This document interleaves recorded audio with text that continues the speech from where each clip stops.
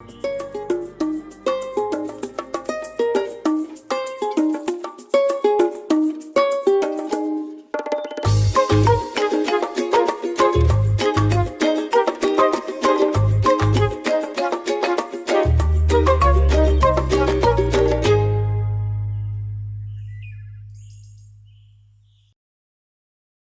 Friday, Friday. Rise and shine, everybody. Welcome to DBS This Morning. I am Mona Lisa. And I am Alison Monroe. It's finally Friday, but there is a bit of sadness with the passing of the Queen, the reigning monarchy. Agreed. And we do know that this will be a very big event in our time. But speaking of time, let's head on down to Kendall for our morning news highlights. Good morning. Time now for a summary of your top stories, and we start with sad news that Queen Elizabeth II is dead. The UK's longest reigning monarch died at Balmoral Castle in Scotland. She was surrounded by her immediate family, and she was 96 years old. Elizabeth II assumed the throne on the UK in 1952, and she was also queen of 14 other Commonwealth countries. In other news, Lucilec customers can expect to see a reduction in their electricity bills for the month of September as world oil prices decrease. These are, and they may seem like it's too simplistic to make a difference, but they actually do make a difference in the units that you consume every month. And we also want to tell customers that to use the price of oil on the world market as a gauge of what you'll actually be charged for your utility bill in this case. You have to be conscious of the fact that even though there is a price on the world market, what is actually reflected, there is a lag between that price and what Lucilec actually purchases to be able to produce the electricity that we supply to customers. It means that the grocer charge has been able to be reduced this month because of a combination of the company's hedging program as well as the reduction of oil prices on the world market. In August of 2022, the fuel surcharge stood at 31 cents per unit. This month it has been reduced to 27 cents. Commerce Minister Emma Hippolyte and President of the Craft and Dry Goods Vendors Association, Peter Isaac, are united in their concern about the negative impact the devaluation of the pound sterling could have on the local economy. Many of our UK pensioners are relying on their pension. And when the pound dropped from like a high of 6 to now about 3, technically the pension is now at half rate. So that is not good for us because when our pensioners do not have enough money to do their basic, some of them have little mortgages to pay, but even their living standard is deteriorating. And then the ability to live a standard of life is reduced. The sterling suffered its sharpest monthly fall against the US dollar this past August. Now the crumbling pound is threatening to make things even bleaker for the UK's economy. The Courts Chaussee Road branch has been targeted by bandits yet again. The thieves reportedly got away with a number of small items. I feel it's really bad to rob courts, really, because helping everybody can help us. We go there, you get your thing without money, and then after you pay, and then you're okay. But every time to rob the place, man, that's bad. That's a bad, how would say it, a bad message for the people, you know, that they have the right to go anywhere and rob, especially when they have a disaster like rainfall, you know, we have earthquake, we have things like that. People just usually wait for these days to rob people, and to rob places is bad. Must stop this nonsense. This can give the policeman too much work. This thing needs to be stopped. The case is currently under investigation by the Royal St. Lucia Police Force. The theft occurred despite the store's best efforts to secure its premises after multiple break-ins over the years. Those are your top stories. Thanks for watching. Good morning. Thank you, Kendall. Don't go too far because we'll be right back.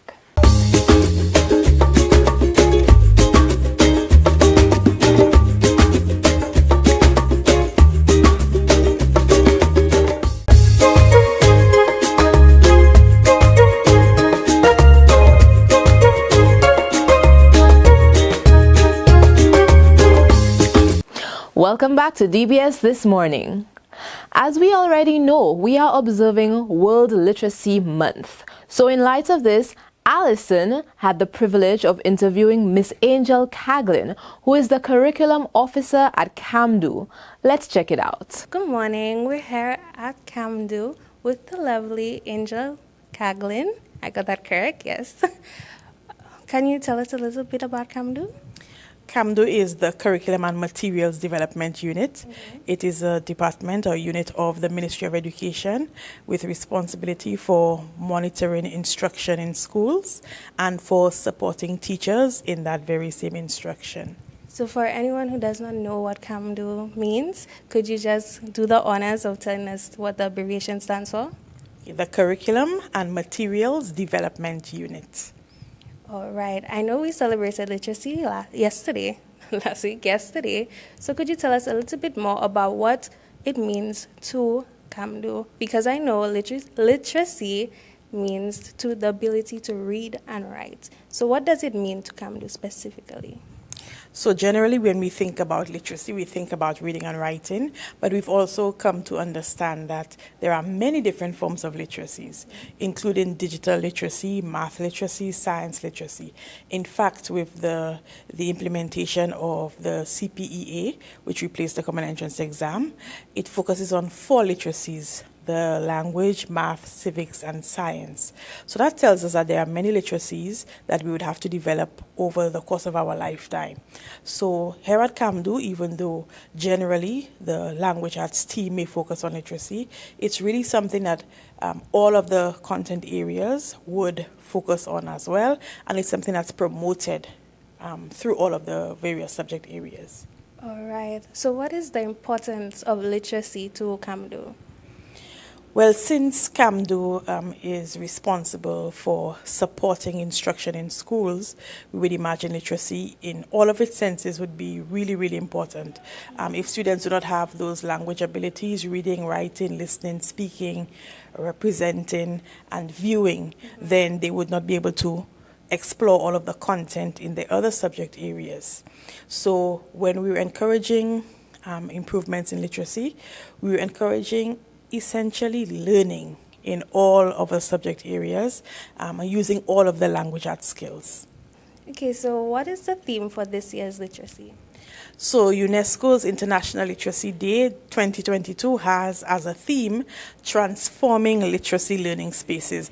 And that's a really exciting theme because it looks at ways that students, and not just students, but all learners, we are all learners no matter what age we are, can learn in different contexts, not just the classroom context, but from home, from their places of worship, from the schools, obviously, but in every possible area. And even we as adults, we learn in the workplace, right? So transforming literacy learning spaces looks at how learning can benefit students, youth, adults in whatever context. And that comes out of the interruptions in formal education due to the pandemic. Is there anything in particular that CAMDU will be doing to observe literacy this year? Certainly, over the course of the year, we will be, as we support schools, encourage them to find ways that they can transform those literacy learning spaces at the school, whether this includes changing the way the class is set up, taking students out of the classroom, or inviting community members into the classroom. I'm sure the children will really appreciate that, a little change in scenery. Is there any way that we can contact you all for more information?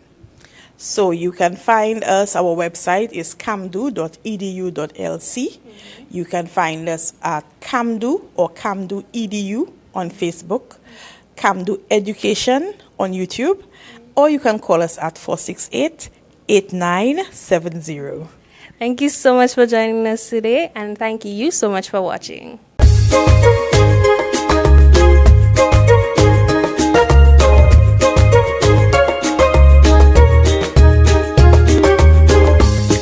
Thank you for staying with DBS this morning.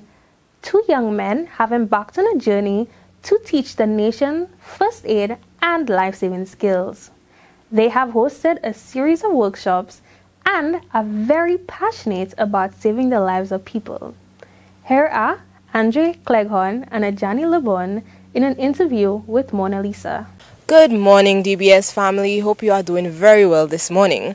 Today we have Ajani and Andre, and they are a part of H-Tech Cares Foundation, and this foundation just taught over 30 people of the Canaries community about first aid and life-saving skills. So how are you guys doing today? Doing quite fine.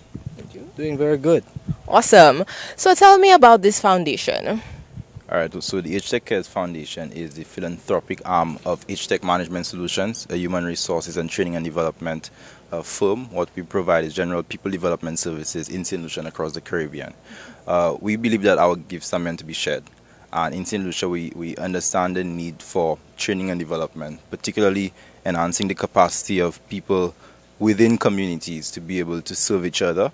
And also, because we've worked within youth spaces, civil society spaces, we think that community organizations need to be empowered to be able to work on behalf of community members and provide skills that, generally government may be overwhelmed to provide. So we're about capacity building, empowerment, youth development, and as much as possible in St. Lucia, we want to connect with various organizations to be able to provide those services, but just to also promote the value of community development and togetherness, and because it's a each one teach one, right? So we need to stay together, stick together, and love each other. So why is first aid so important for us to learn as a small island? Well, let me first of all thank you for the opportunity to come and share with you guys. And I like to have conversations like these, because conversations like these must be had at the table, even from starting from a family. Because we're all prone to accidents. We grew up from a child, and elderly. It all depends on what the nature of situation is. But we give you a quick example of the night when we left Canaries. We saw an ambulance in Ancillary, stopped. I asked the chef, what's happening? So a lot of crowd. He said, boy, the man just dropped, hit his head, and they brought him into the house. The ambulance said to the people, if someone had performed CPR at the moment that he fell and they realized that the heart stopped, he would have actually been able to be resuscitated faster. We literally saw, while driving behind the ambulance, the EMS inside the back of the ambulance, because there's light inside, pumping the chest of the individual. That was our confirmation that what we were doing is important. So first aid is an important skill. While you're waiting the ambulance care, the professionals, you can actually give that individual a chance to better survive. And while that conversation is getting heavy, let's move on to the workshop aspect. So you all did the workshop. How was the workshop well received?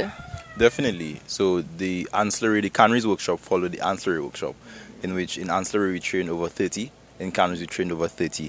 But when we went to the community, it's only then we understood how much the residents were really looking forward to a group coming in to provide those services, because those are low-lying areas, coastal areas, and in case of any eventuality, you want to empower your residents to as Andre said, to be able to intervene and provide that life-saving intervention in before you have your paramedics arriving. So we really enjoyed those sessions. So many young people, but not just young people. We saw teachers, we saw community leaders coming to the fore.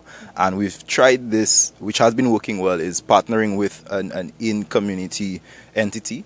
So we worked with people like Lynsha Antoine in Canaries, we worked with Magnus de Beauville. So we really, really appreciated the efforts of these young people and those leaders in assisting us in going into the community. And we have some other communities in mind. Andre could tell you a bit more about what we're looking to do moving forward. Mm-hmm. Andre, tell us a little bit more of what we are looking for. I think we're looking for partnerships like Rotary. Rotaract came on board because I realized that they're a service-based organization. There's a lot of young people there that were willing to give back. So I met this young man who said, we would need to do more for the communities. And Ajani said, we have the skill. I'm a licensed first aid emergency instructor, so I can certify anyone in that skill.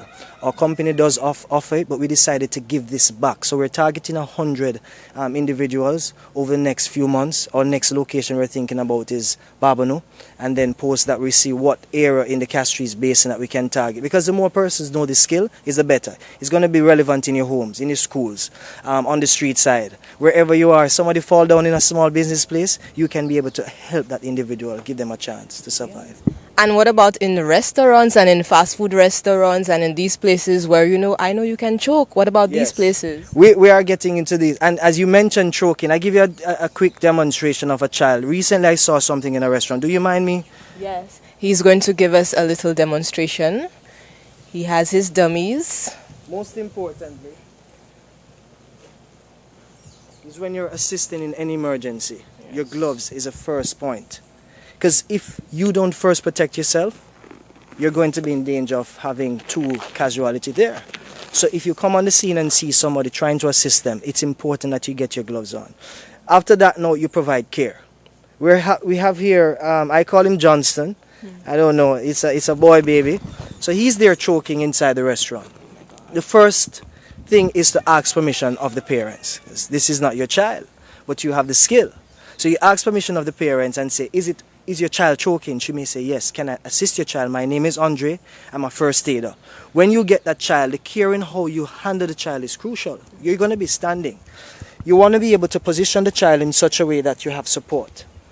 You open the airway, because if that object that is within the esophagus is lodged while you're trying to get it out with the action I'm going to show you, it needs to have a free flowing so that individual. So you find the chest right here in the soft area. You do it 5 times. 1, 2, 3, 4, 5. You look in child's mouth and see if you see the object. If you can take it out, you remove it. If not, you now need to bring. Most of us know this action from our grandparents. Whenever something is in a child, what we do, we knock the back. Yes. So it's the same action. 1, 2, 3, 4, 5. And this is a basic life-saving skills, and it has helped a lot of people. Restaurants need it, hospitals need it, schools need it. And we're really just looking to give back in this way. So DBS family, you'll have seen a live demonstration. These young gentlemen are very equipped, they are very skilled in their life-saving skills, and they want to teach us in St. Lucia about it so that they can save a life. And I think we should comply and we should listen to them and take that venture with them. Thank you all so much for joining us today. And we take you to a commercial break.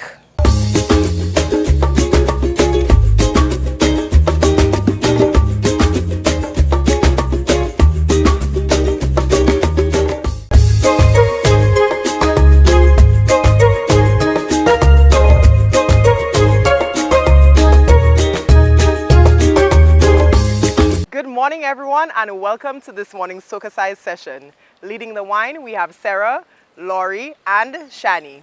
Let's get ready to sweat with Soca Size. For this morning's workout, we will be doing a wine and tone routine to In Stock by Vibes Cartel. Let's go. So we're going to begin knee, roll, sit. 3, 2, 1, and. Get those knees up. 4 more. 4. 3. 2. Last one. Our arms, 3 of them. 3, 2, hold. 3, 2, hold. 3, 2. We're gonna kick and roll. Kick and roll. Low impact, you're following Laurie.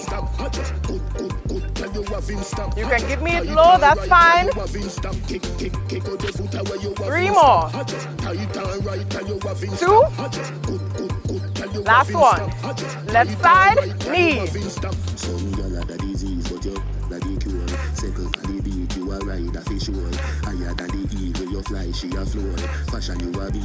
Four more.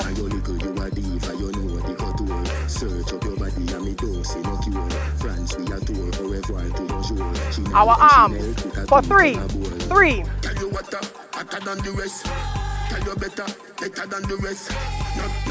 Last one. Kick.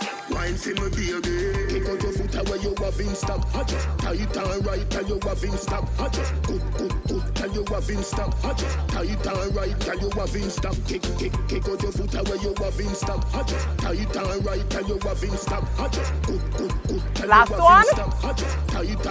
Knee. Set your pioneer, nafi score. Set the ballador when you wine, watch it roll. Girl, you are me queen, and me wife. 4 more. Your money for your spree, for your right, for your rule. Could do be free every night. Sachi for Sachi, the road for the road. Chanel for Chanel, put her to pump it. 3. Tell you what, hotter than the rest. Tell you better than the rest. No girl, can't test. Kick. Kick out your foot away, you have in stop. Just tight and right, tell you have in stop. Just good, tell you have in stop. Just four more. Right, tell you have in stop. Four. Kick out your foot away, you have in stop. Three. Tight and right, tell you have in stop. Two. Good, tell you have in stop. One. End. That was this morning's session. Thank you for choosing to flaunt with Soca Size. We hope that you're feeling sexy, sultry, and strong. All right, folks, this brings us to the end of our show. Thank you for waking up from DBS this morning on this fantastic Friday. But before you go, we want to say, education is the best medicine. The more you're educated about a certain disease or ailment, the better chance you stand of curing it. education is not preparation for life, but it is life itself. And with that, we would like to wish you a great weekend, a great day, and we'll see you bright and early on Monday morning. Bye.